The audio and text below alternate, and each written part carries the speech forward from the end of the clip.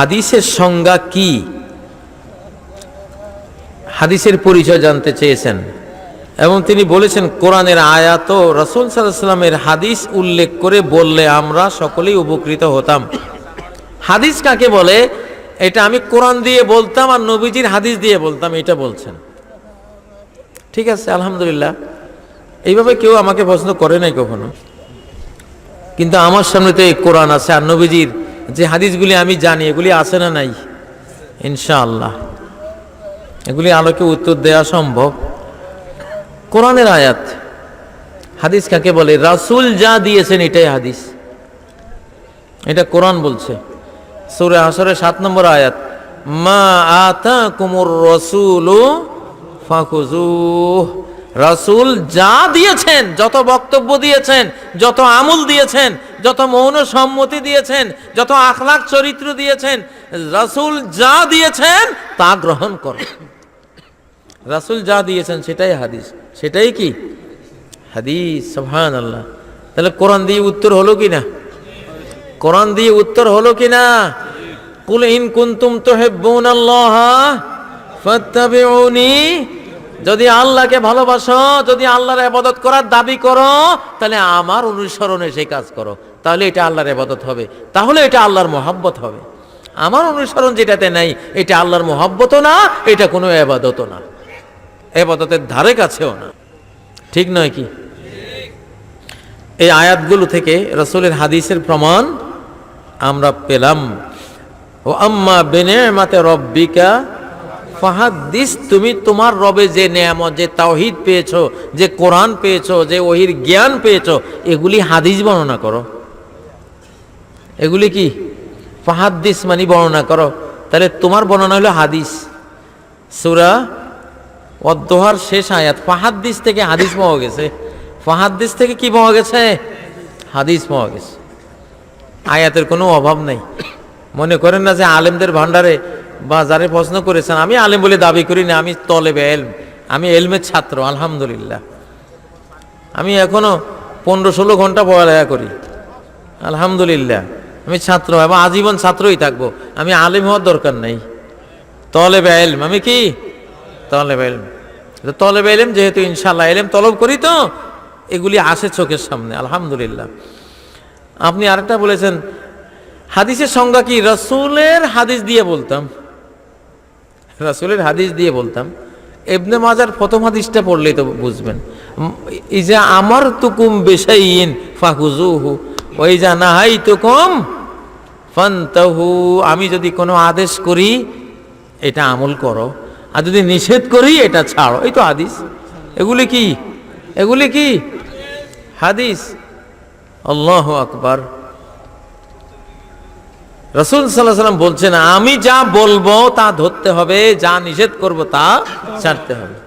গোটা ইসলামই তো আদেশ আর নিষেধ, আদেশ আর নিষেধ। তাহলে রাসূল সাল্লাল্লাহু আলাইহি ওয়াসাল্লাম আমাদেরকে যা জানিয়েছেন, আদেশ দিয়েছেন, নিষেধ দিয়েছেন, এগুলি হাদিস। আরেকটা হাদিসে বলছেন, জানি না এই প্রশ্নটা কে করেছেন, কোন উদ্দেশ্যে করেছেন। একদল বাইরে হয়েছে ফেরকায়ে কোরআনিয়া। ফেরকায়ে কোরআনিয়া কোনো সেই দলের কারো প্রশ্ন কিনে আল্লাহ জানে। কয় ফেরকায়ে কোরআনিয়া এরা হাদিস মানে না। এরা কি? হাদিস মানে না। নবীজি এদের কথা বলে গেছেন।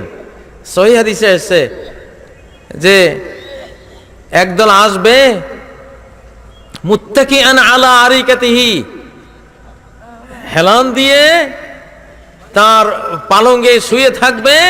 রাজুল সাবান, পেট ভরা, বেশি বেশি খায়, মোটা পেট, খাইয়া নড়তে চড়তে পারে না, আর হেলান দিয়া পালঙ্গের মধ্যে থাকে।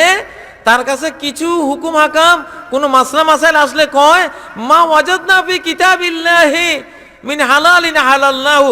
কোরআনে যা হালাল পাই এটাই হালাল আমরা গ্রহণ করব। ওমা ওয়াজাদনা ফি মিন হারামিন হারামনাহু। কোরআনে যা হারাম পাই এটাই হারাম আমরা গ্রহণ করব। হাদিস টাদিস মানি না। আল্লাহ নবী বলেন আলা ওয়া ইন্নী উতিতুল কোরআন ওয়া মিসলাহু মাহু। জেনে রাখো আমাকে আল্লাহ কোরআনও দিয়েছেন, আবার কোরআনের সমান পর্যায়ের আরেকটা জিনিস হাদিসও আমাকে দিয়েছেন। সুবহানাল্লাহ। কথা বুঝেছেন? অতএব কোরআনও মানতে হবে, সাথে আল্লাহ নবী সাল্লাল্লাহু আলাইহি সাল্লামের হাদিসও মানতে হবে। যে হাদিস মানে না সে কোরআনকে অস্বীকার করলো। কারণ কোরআন বলছে মা আতাকুমুর রাসূলু ফাখুযুহু, রাসূল যা দেয় এটা নাও। তাহলে রাসূল যা দিল, হাদিস দিল, আপনি নিলেন না, তাহলে কোরআন মানা হইলো? তাহলে কোরআনের হুকুম লঙ্ঘন হলো না?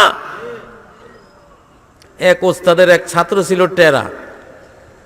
টেরায় একটারে দুইটা দেখে, বোতল একটারে দুই বোতল দেখে, বুঝেন না? তো ওস্তাদে বলছে আমার ওই বোতলটা নিয়ে আয়। টেরা যায় দেখতেছে কিরে বোতল তো দুইটা, আমি কোনটা নিতাম? আসি কয় হুজুর বোতল তো দুইটা, আপনি তো কোনটা আনতাম? কারে গাদা, বোতল তো একটা ওইখানে। কয় না আমি তো বারবার তাহিক করে দেখে আসছি দুইটা বোতল। তো ওস্তাদে বললো এক কাজ কর, একটা ভেঙে ফেলে আর একটা লইয়া। টেরায় যখন বোতল ভাঙি ফেলেছে এখন তো একটাও নাই, উধাও। এই যেগুলি হাদিস মানে না এগুলি টেরা। এগুলি কি টেরা, এগুলি কোরআন হাদিসকে দুই মনে করতেছে। কোরআন হাদিস একই উৎস থেকে, একই আল্লাহর ওহী থেকে প্রাপ্ত হয়েছে। ওহী দুইটাই কি ওহী, সেই ওয়াহিদ, একই জিনিস একটা তেলাওয়াত হয়, একটা তেলাওয়াত হয় না। সেই ওয়াহিদ, দুইটাই মানা ফরজ, দুইটাই মানা ফরজ। জোহরের নামাজ 4 রাকাত, আসর 4 রাকাত, মাগরিব 3 রাকাত, এশা 4 রাকাত, ফজর 2 রাকাত। জীবনেও কোরআনের কোনো আয়াতে নাই এই রাকাত সংখ্যা, কোনো আয়াতে নাই। আছে কোথায়? হাদিসে। আছে কোথায়? হাদিসে। তো তুমি যদি কোরআন মানো, হাদিস না মানো, তো কোরআনে যে সালাত পড়তে বলছে বারবার 82 বার সালাত পড়ো, সালাত পড়ো, সালাত পড়বা কি দিয়া? তুমি তো রাকাত কয় রাকাতে এইটাই তো জানতা না তুমি। হাদিস বাদ দিলে তো রাকাতেই থাকে না, বৈঠকেই থাকে না, ঠিক নয় কি? সালাতের কিছুই থাকে না। অতএব কোরআন মানতে হবে, হাদিসও মানতে হবে।